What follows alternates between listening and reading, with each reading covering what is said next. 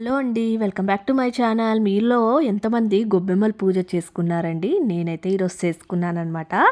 అసలు గొబ్బెమ్మ అంటే ఏమిటో తెలుసుకుందాం ఫస్ట్. ఆవు పేడతో చేసి చిన్న పూలతో అలంకరించే చిన్న బొమ్మల్ని మనం గొబ్బెమ్మ అని పిలుచుకుంటామండి. సో అసలు ప్రాముఖ్యత ఏంటో తెలుసుకుందామా? గోపికల రూపంగా గోదాదేవి లేదా గౌరీదేవికి ప్రత్యేకంగా భావించి మనం గొబ్బెమ్మలకైతే పూజ చేస్తామన్నమాట. ఇవాళే అని కాదండి, ధనుర్మాసం ప్రారంభమైన దగ్గర నుండి సంక్రాంతి పండుగ అయిపోయే వరకు కూడా గొబ్బెమ్మల్ని మనం పెట్టుకునే ఆనవాయితీ ఉంది అనమాట మన హిందువులకి. ఓకే, బట్ ఇప్పుడున్న పరిస్థితులకి ఎవరు కూడా చేసుకోలేకపోతున్నాము. బట్ ఆవు పేడతో పెట్టుకుంటే ఏమవుతుంది అంటే సౌభాగ్యాన్ని సూచిస్తాయండి. అలానే శాస్త్రీయకంగా సూక్ష్మక్రిములను కూడా నివారిస్తాయి అన్నమాట. అలా పెట్టుకోవడం వల్ల ఒకప్పుడు మన పెద్దవాళ్ళు పండగలు వస్తున్నాయంటే బయట అలికి చక్కగా ఆవు పేడతో అలికి ముగ్గులు వేసుకునేవారండి.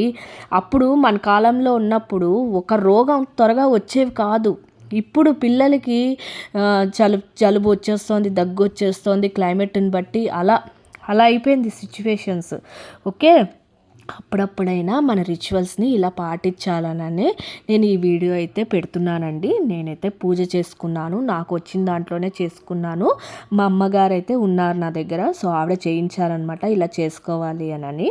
నేను ఎప్పుడో చిన్నప్పుడు చేసుకున్నానండి, మళ్ళీ ఇప్పుడే చేసుకున్నాను అనమాట. ఓకే, అసలు ఎప్పుడు పెడతామంటే ధనుర్మాసం మొదలైనప్పటి నుండి సంక్రాంతి పండుగ వరకు, ముఖ్యంగా భోగి సంక్రాంతి రోజుల్లో అయితే మనం గొబ్బెమ్మల్ని పెడతామన్నమాట. ఎక్కడ పెట్టుకోవాలి? ఇంటి ముందర వాకిట్లో పెద్ద ముగ్గుల మధ్యలో పెడతారు.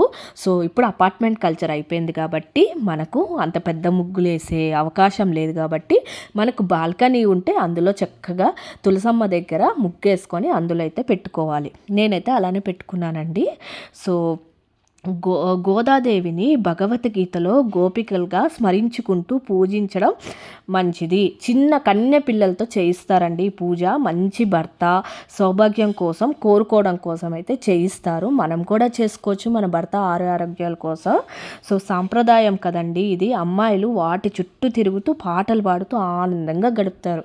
సో మీలో ఎంతమంది అయితే చేసుకున్నారు? నేనైతే చిన్నప్పుడు చేసుకున్నానండి.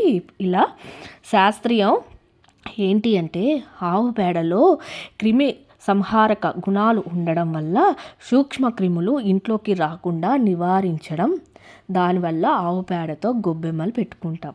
ఓకే, అసలు అలంకరణ మరియు పూజా విధానం ఏంటి? పెద్ద శాస్త్రీయం ఏమీ లేదండి. సో పసుపు కుంకుమ బొట్టు పెట్టి పూలతో అలంకరిస్తారు. పూజ ఏం చేస్తారు, ఎలా చేస్తారు? ఒక పెద్ద గొబ్బెమ్మ పెట్టి అందులో చిన్న గొబ్బెమ్మ అంటే పిల్ల గొబ్బెమ్మ, పెద్దది తల్లి గొబ్బెమ్మని అంటాం, చిన్నది పిల్ల గొబ్బెమ్మ పెట్టి దీపం వెలిగించి పూజిస్తారు. ఓకే, నేను తులసమ్మ దగ్గర దీపం పెట్టుకున్నానండి. సో అదే అనమాట. సో చివరి రోజు అంటే కనుమ రోజున వాటిని ఎండబెట్టి భోగి మంటల్లో వేసి ఆ మంటల్లో పాయసం వండి నైవేద్యం చేస్తారు. ఇప్పుడు మనం ఈ పిడకల్ని ఏం చేసుకోవాలి? మూడో రోజు తీసేస్తాం కదా, అవి ఏం చేయాలి అంటే ఎండబెట్టుకొని రేపు రథసప్తమి అంటే రేపు కాదండి, ఈ నెల 25 రథసప్తమి వస్తుంది. సో రథసప్తమికి ఈ పిడకల్ని మనం హ్యాపీగా బయట పెట్టుకొని కుంపట్లో పెట్టుకొని ఆవు పాలు పొంగల్ చేసుకుంటే చాలా శ్రేష్టం అండి. సో మీలో ఎంతమంది చేస్తున్నారో కామెంట్స్ అయితే చెయ్యండి. నా వీడియో ఎలా ఉందో చెప్పండి. నాకున్న నాలెడ్జ్లో ఏదో చెప్పానండి. సో దీనికి కూడా కామెంట్స్ అయితే బ్యాడ్గా పెట్టకండి. ప్రజెంట్ మన పిల్లలకైతే ఏమీ తెలియట్లేదు. అట్లీస్ట్ ఇలాంటివి మీ ఇంట్లో రోజు చేయలేము, ఇలా పండగలు వచ్చినప్పుడు చిన్న చిన్నవైనా చేసి మన పిల్లలకి చూపిస్తే రేపొద్దున ఫ్యూచర్లో వాళ్ళ పిల్లలకి వాళ్ళు చెప్పుకోగలుగుతారు. ఇప్పుడే మనం చెప్పలేదు అంటే రేపొద్దున వాళ్ళ పుట్టే పిల్లలకి కూడా ఇలాంటి రిచువల్స్ ఇలాంటివి ఏవి కూడా రావండి. ప్రజెంట్ జనరేషనే అలా ఉంది. బట్ జనరేషన్ వల్ల మనం కూడా మారిపోయే స్టేజ్కి వచ్చేసామన్నమాట. అంటే ఒకప్పుడు ఉండే సాంప్రదాయాలు ఇప్పుడు ఉండట్లేదు. అస్సలు ఉండట్లేదు. ఏంటి అంటే ఎందుకు ఉండట్లేదు అంటే ఏమంటున్నారు? అప్పుడు కాలం వేరు, ఇప్పుడు కాలం వేరు. కరెక్టే, అప్పుడు కాలం వేరు, ఇప్పుడు కాలం వేరు. బట్ నేను చెప్పబోయేది ఏంటి అంటే అప్పుడు కాలం మనం కూడా అప్పుడు కాలం, కానీ ఇప్పుడు మన పిల్లలొచ్చాక మనం కూడా ఫాస్ట్‌గా ఉన్నాము. కరెక్టే. బట్ చిన్నవైతే చేసుకోవాలి.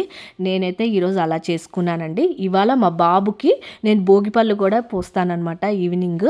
సో 10 ఇయర్స్ లోపల పిల్లలకి భోగి పళ్ళు పోస్తే చాలా మంచిది.